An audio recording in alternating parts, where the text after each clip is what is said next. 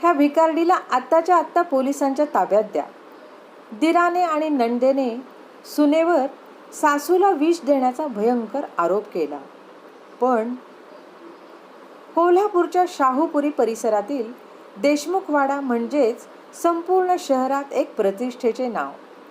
काही वर्षांपूर्वी अण्णासाहेब देशमुखांचे निधन झाले आणि मागे तब्बल 15 कोटींची संपत्ती आणि हा भव्य वाडा उरला.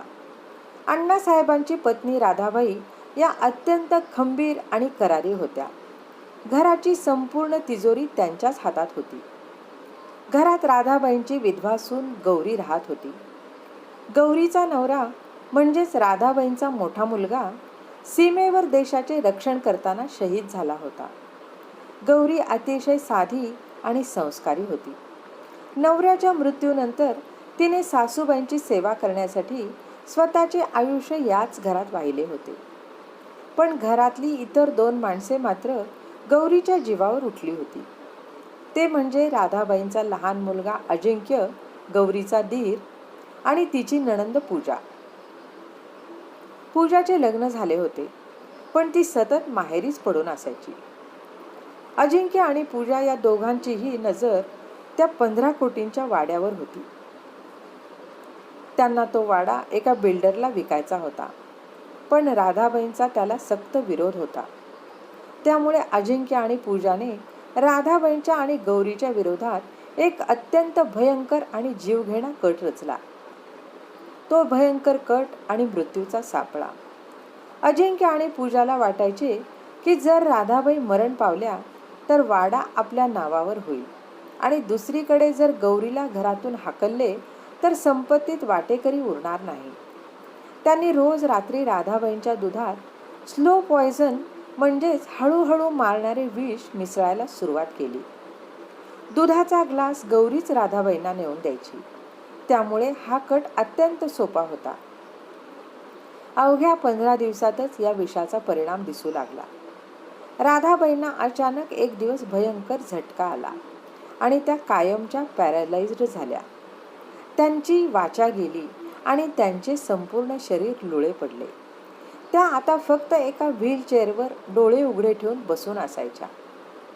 तो थरकाप उडवणारा प्रसंग आणि पोलिसांची एंट्री.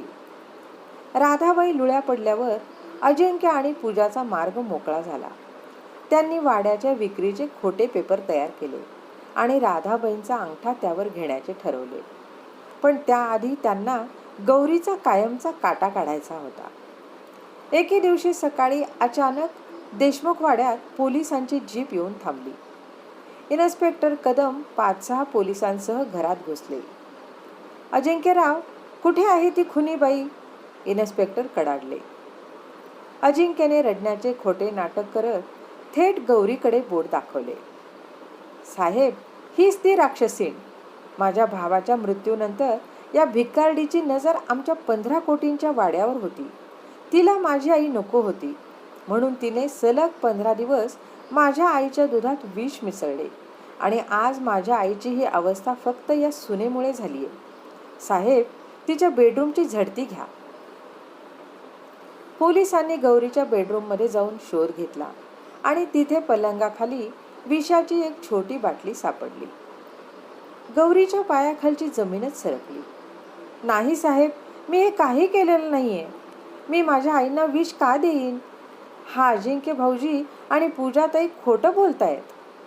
तर गौरी रडत भीक मागत होती. पण पूजा पुढे आली आणि तिने गौरीच्या कानशिलात एक सणसणीत चपराक ओढली. नीच बाई, माझ्या आईला मारून तुला आमची संपत्ती हवी होती ना? साहेब, आत्ताच्या आत्ता या खुनी बाईला बेड्या ठोका आणि सडवा जेलमध्ये. पूजा वेड्यासारखी ओरडत होती. गौरी रडत रडत राधाबाईंच्या व्हीलचेअरजवळ गेली.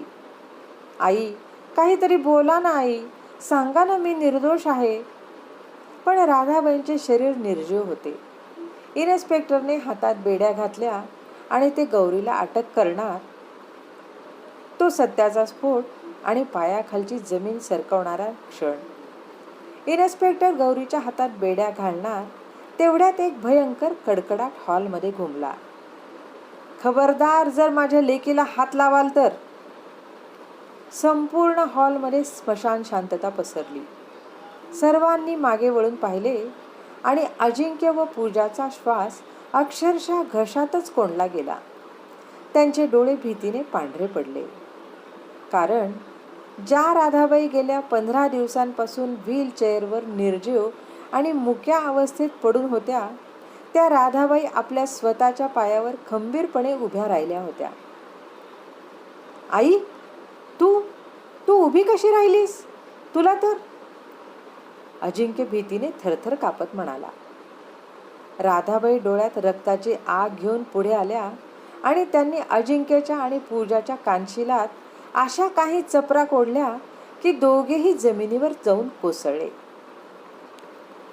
राधाबाई इन्स्पेक्टरकडे बघत कडाडल्या. इन्स्पेक्टर साहेब, माझ्या दुधात विष या गौरीने नाही तर माझ्या या 2 पोटच्या सापांनी मिसळले होते. गौरीला महिनाभरापूर्वीच या दोघांच्या संवादावरून यांचा कट समजला होता. तिने रात्रीतून मला सावध केले. गेले 15 दिवस ही गौरी मला जे दुधाचे ग्लास आणून देत होती ते विषारी दूध ती गुपचूप सिंकमध्ये ओतून द्यायची आणि मला दुसरे दूध द्यायची. मी डोळे पडल्याचे फक्त एक नाटक करत होते, कारण मला बघायचे होते की पैशांसाठी माझी स्वतःची रक्ताची मुले कोणत्या थराला जाऊ शकतात. क्लायमॅक्स आणि कर्माचा भयंकर फेरा. अजिंक्य आणि पूजाला घाम फुटला होता. आई, तू काय बोलतेस? आमच्याकडे पुरावे आहेत, पूजा अडखळत म्हणाली. गौरीने आपले अश्रू पुसले आणि तिने आपला मोबाईल टीव्हीला कनेक्ट केला. पुढच्याच सेकंदाला टीव्हीवर एक व्हिडिओ प्ले झाला. त्या व्हिडिओत स्पष्ट दिसत होते की रात्रीच्या वेळी अजिंक्य आणि पूजा किचनमध्ये दुधाच्या ग्लासात विष मिसळत होते आणि त्यानंतर अजिंक्य ती विषाची बाटली गुपचूप गौरीच्या बेडरूममध्ये नेऊन लपवत होता. गौरीने किचनमध्ये आणि हॉलमध्ये आधीच हिडन कॅमेरे लावून ठेवले होते. तो व्हिडिओ बघताच अजिंक्य आणि पूजाची बोबडीच वळली. त्यांच्या पायाखालची जमीन फाटली होती. ज्या सुनेला ते जेलमध्ये सडवणार होते तिनेच त्यांचा असा काही करेक्ट कार्यक्रम केला होता की त्यांना आता पळायलाही जागा नव्हती. राधाबाई धाय मोकलून रडत म्हणाल्या, ज्या पोरांना मी जन्म दिला त्यांनी पैशासाठी माझ्या मृत्यूचा कट रचला आणि जिचा माझ्याशी फक्त एक कायद्याचा संबंध होता ती माझी सून स्वतःचा जीव धोक्यात घालून मला मृत्यूच्या दाढेतून वाचवत होती. साहेब, घेऊन जा या 2 राक्षसांना. आजपासून ही गौरी माझी सून नाही तर माझी एकुलती एक वारसदार आहे. पोलिसांनी अजिंक्य आणि पूजाच्या मुसक्या आवळल्या आणि त्यांना फरफटत जेलमध्ये घेऊन गेले. 15 कोटींच्या संपत्तीसाठी स्वतःच्या आईला मारू बघणारी मुले आज कायमची भिकारी आणि गुन्हेगार बनली होती. राधाबाईंनी रडत रडत गौरीला छातीशी कवटाळले. एका सुनेने आज खऱ्या अर्थाने एका मुलीचे कर्तव्य पार पाडले होते. रसिक हो, रक्ताची नाती नेहमीच प्रामाणिक असतात हा एक भ्रम आहे. पैशाच्या लालसेपोटी सख्खी माणसेही जीव घ्यायला मागे पुढे पाहत नाही. पण जो माणूस सत्याच्या मार्गावर चालतो त्याला देव स्वतः ढाल बनून वाचवतो. रसिक श्रोते हो, ही कथा तुम्हाला आवडली असेल तर लाईक करा, शेअर करा, सबस्क्राईब करा आणि एक गोड कमेंट द्यायला विसरू नका. जय श्रीराम.